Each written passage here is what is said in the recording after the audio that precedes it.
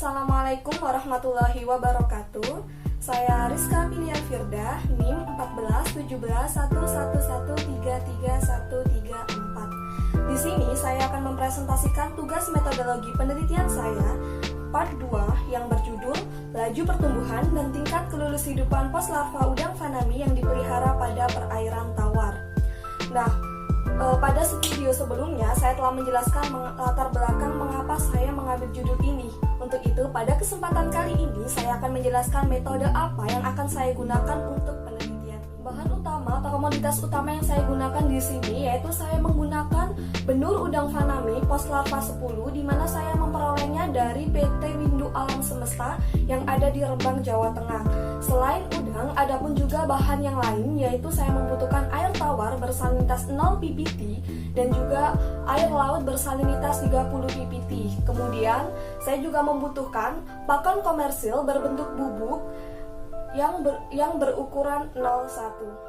Selain bahan, ada pun alat-alat yang saya butuhkan untuk melakukan penelitian ini, yaitu alat utama dan sangat penting di sini yaitu akuarium, di mana saya menggunakan akuarium berukuran 40 cm kali 30 cm kali 35 cm. Dan selanjutnya alat yang kedua yaitu saya membutuhkan aerator yang nantinya difungsikan untuk menghasilkan oksigen terlarut. Dan selanjutnya yang ketiga, saya membutuhkan refraktometer yang difungsikan untuk mengukur kadar salinitas. Dan selanjutnya saya membutuhkan yang keempat yaitu gelas ukur untuk mengukur volume air. Selanjutnya ada penggaris yang nantinya saya fungsikan untuk mengukur panjang dari pos larva udang fanami baik di awal pemeliharaan maupun akhir pemeliharaan, dan juga ada timbangan digital yang sama halnya dengan penggaris. Di sini fungsi dari timbangan digital untuk mengukur berat bobot dari udang fanami pada awal pemeliharaan sama pada akhir pemeliharaan.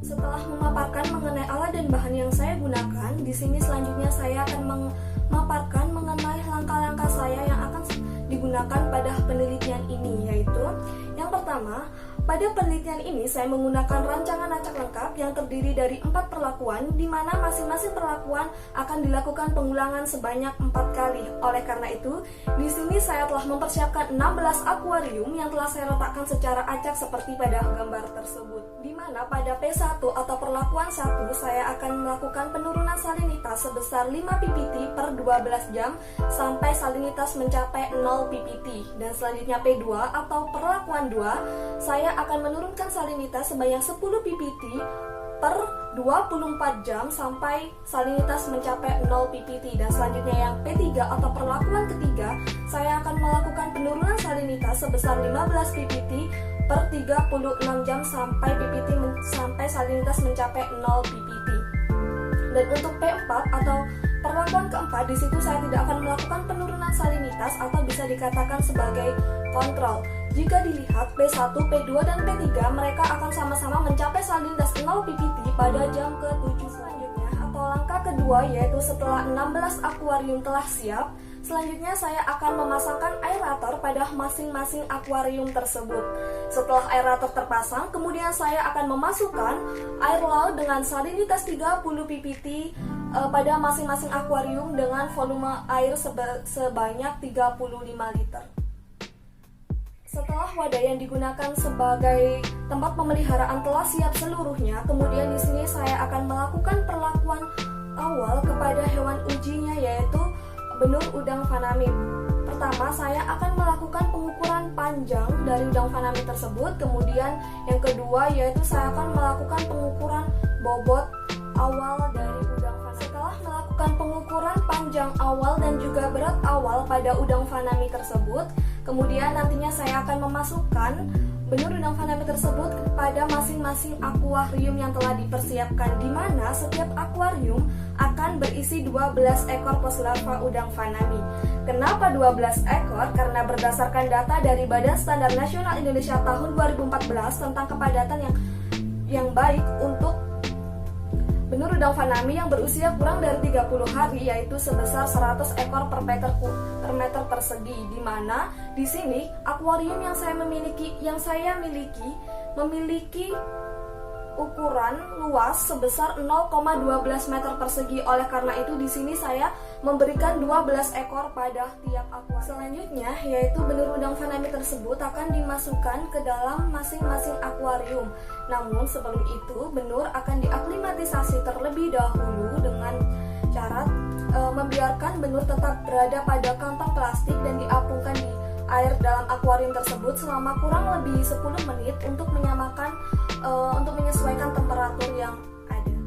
Setelah benur udang faname sudah masuk pada masing-masing akuarium, kemudian nantinya di jam yang sudah ditentukan akan dilakukan penurunan salinitas yang sudah kita sepakati di awal. Ada perlakuan penurunan 5 ppt per 12 jam, ada 10 ppt, ada 15 ppt.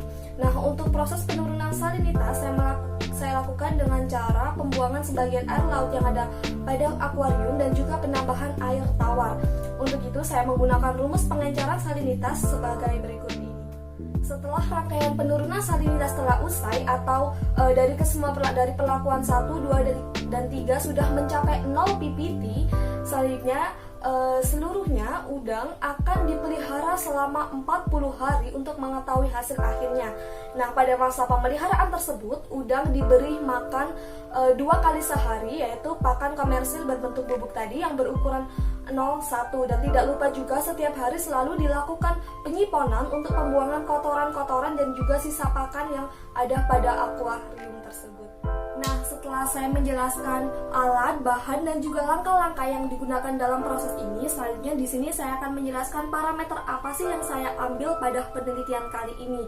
Nah, di sini parameter yang saya ambil atau yang saya ukur yaitu mengenai laju pertumbuhan dan juga tingkat kelulus hidupan udang faname yang dipelihara pada perairan tawar. Untuk mengetahui laju pertumbuhan dan juga kelulus hidupan, saya menggunakan rumus sebagai berikut ini. Untuk mengetahui pertumbuhan bobot mutlak dari udang faname yang dipelihara, saya menggunakan rumus rata-rata dari berat udang faname di akhir pemeliharaan dikurangi dengan rata-rata dari berat udang faname di awal pemeliharaan. Yang kedua, untuk mengetahui pertumbuhan panjang mutlak sama halnya dengan pertumbuhan bobot mutlak, rumus yang saya gunakan yaitu rata-rata panjang udang faname di akhir pemeliharaan dikurangi dengan rata-rata panjang udang faname di awal pemeliharaan.